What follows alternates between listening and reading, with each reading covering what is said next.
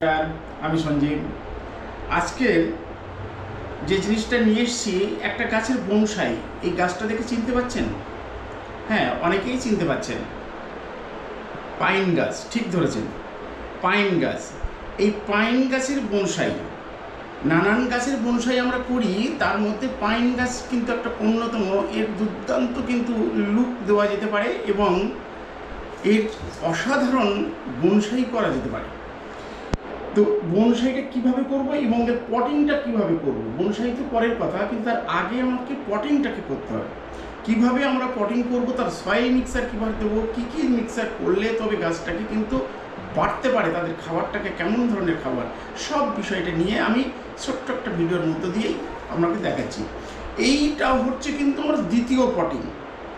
First potting করেছিলাম, এটা হবে আমার দ্বিতীয় পটিং। এই দ্বিতীয় পটিংয়ের ক্ষেত্রে যেখানে আমি নিয়েছি, যে মিডিয়াটা নিয়েছি, এই মিডিয়াটার মধ্যে কিন্তু একটু হার্ড, এই হার্ড জিনিস আছে বলতে এগুলো হচ্ছে ইটের টুকরো, পোড়া কয়লা, যেটা সিন্ডার, মিক্সার খাবার রয়েছে, খোল থেকে যে মিক্সার খাবার গাছের আমরা দিই, সর্ষের খোল, বাদাম খোল, শিং চাচা, এরকমভাবে যে মিক্সার খাবারটাকে গাছের ক্ষেত্রে দিই, এই গাছের ক্ষেত্রেও কিন্তু সেই রকম মিক্সার খাবার কিন্তু দিতে হবে। তার সাথে ইম্পর্টেন্ট যেটা হচ্ছে ভার্মি কম্পোস্ট বা গোবর সার। কিন্তু মিডিয়ার ক্ষেত্রে, অর্থাৎ এই ধরনের বনসাইয়ের ক্ষেত্রে ভার্মি কম্পোস্টের তুলনায় আপনার কিন্তু গোবর সারটা কিন্তু সবথেকে বেস্ট। কারণ এর ড্রেনেজ ব্যবস্থাটা বিশেষ থাকে, কিন্তু এর ময়েশ্চারটাকে ধরে রাখতে হবে, গাছটাকে দ্রুত বাড়তে হবে। একটা গাছ বাড়াতে হবে, কিন্তু গাছটা কিন্তু বড় হবে না, ছোটোর মধ্যে থাকবে, তাহলে কি সুন্দর তার চেহারা বা গেট আপটা তৈরি হবে। তাই কিন্তু গোবর সারটা, অর্থাৎ প্রসেসিং করা যে গোবর সার, সেই গোবর সারটা যদি কাছে থাকে তাহলে কিন্তু এটাই কিন্তু সবথেকে বেস্ট খাবার কিন্তু আপনার অন্যান্য কম্পোস্ট সারের তুলনায়। তাহলে কী কী নেবো? আর নেবো সাথে গার্ডেন সয়েল, বেশ কিছুটা গার্ডেন সয়েল, আমরা যতটা পরিমাণ লাগে। আর এই রকম ধরনের ডালা টব বা ডিজাইন টব আমরা কিন্তু পটিংয়ের ক্ষেত্রে কিন্তু বেস্ট জায়গা কিন্তু বেছে নেব। আমার হাতের তৈরি এই টব এর আগেও আমি দেখিয়েছি, এটাও একটা টব। এই টবের ক্ষেত্রে আপনার নিলাম, দেখুন, প্রথমে দিয়ে দিলাম খোলাম কুচি দিয়ে দিলাম, এর সাথে দিয়ে দেবো আমি বেশি পরিমাণে আপনার গোবর সার। আগে মিডিয়াটাকে তৈরি করে নিই, তার সাথে দিলাম মিক্সার যে খাবার রয়েছে, সেই মিক্সার খাবারগুলো দিয়ে দিলাম এবং বেশ কিছুটা গার্ডেন সয়েল।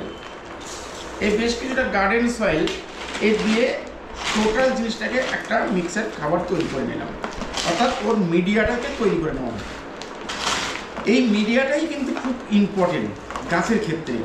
এবং এর পরে কেন এইরকম হার্ড মাটি দেওয়া হলো বা এইরকম ধরনের মুড়ি দেওয়া হলো, তার কারণ হচ্ছে আমার যে চিন্তাধারা রয়েছে, গাছটাকে কিন্তু পাহাড়ি জায়গায় যেমনভাবে তৈরি হয়, হার্ড জায়গায় তৈরি হয়, হার্ড সয়েলের উপরে তৈরি হয়, ঠিক সেই রকম জায়গায় কিন্তু গাছটাকে তৈরি করব, অর্থাৎ পুরো মিডিয়াম মাটি থাকবে না। যার জন্যে কিন্তু এখন থেকে তার শিকড়গুলোকে একটা হার্ড জায়গায় তৈরি করার, তার কিন্তু পুরোমতো তৈরি হয়ে যাবে। যার জন্য এইরকম কিন্তু সয়েলটাকে বেছে নেওয়া হলো, মিডিয়াটাকে বেছে নেওয়া হলো। এইবার আসা যায়, এবার এইটা প্রথম যখন আনার পর এখানে দিয়েছিলাম পুরোটাই কিন্তু মাটি রয়েছে। এবার এখান থেকে এটাকে সরিয়ে নেব।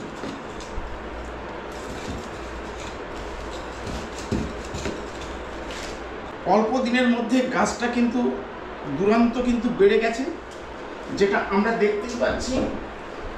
দেখুন কিভাবে তার শিকড় বিস্তার করছে আস্তে আস্তে, খুব অল্প দিনের মধ্যে, মাস 3 থেকে 4 মাসের মধ্যেই কিন্তু গাছটার অসাধারণ কিন্তু অসম্ভব কিন্তু তার গ্রোথ কিন্তু হয়ে গেছে।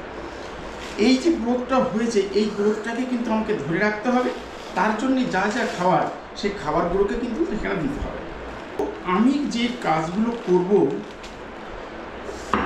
সেগুলো লক্ষ্য রাখুন। দেখুন, এই যে ডালটা আমাকে নির্বাচন করতে হবে যে এখন থেকে আমি কি ডিজাইন তৈরি করতে যাব, লুকটাকে কি দেবো, সেই অনুযায়ী কিন্তু ডালগুলোকে কিন্তু ছাঁটাই করতে হবে।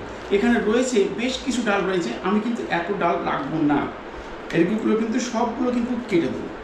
তার মধ্যে রাখবো ডিজাইন করার মতো বেশ কিছু ডাল, যেটা 3টে ডাল নির্বাচন করব, সেই 3টে ডালকে কিন্তু আমি রেখে দেবো।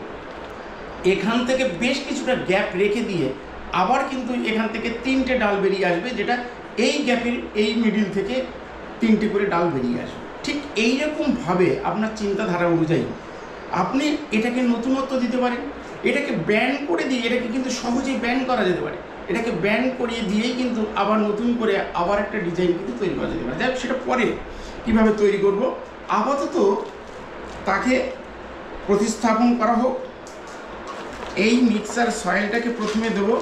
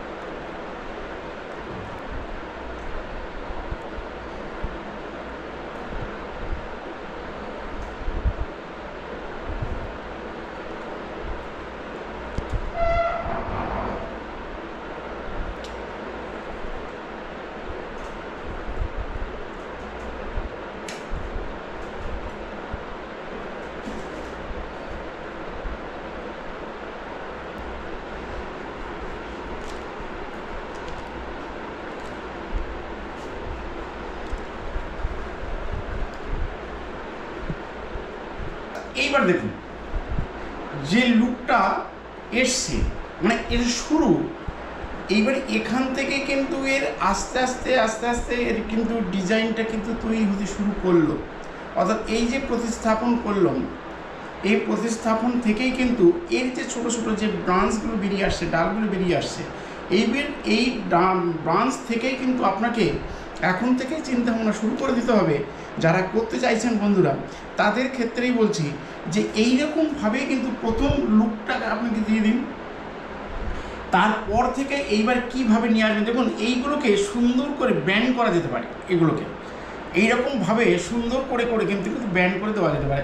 পরবর্তী পদক্ষেপ আপনাদেরকে দেখাবো, যেটাকে এই মুহূর্তে দেখানো হলো যে একটা পাইন গাছকে বনসাই করতে গেলে প্রথম পটিং এবং দ্বিতীয় পটিং থেকে কিভাবে তার সয়েল মিক্সার কিভাবে দেবো, কী কী দেবো, সেই প্রতিস্থাপনটাই কিন্তু আপনাদের সামনে তুলে ধরলাম।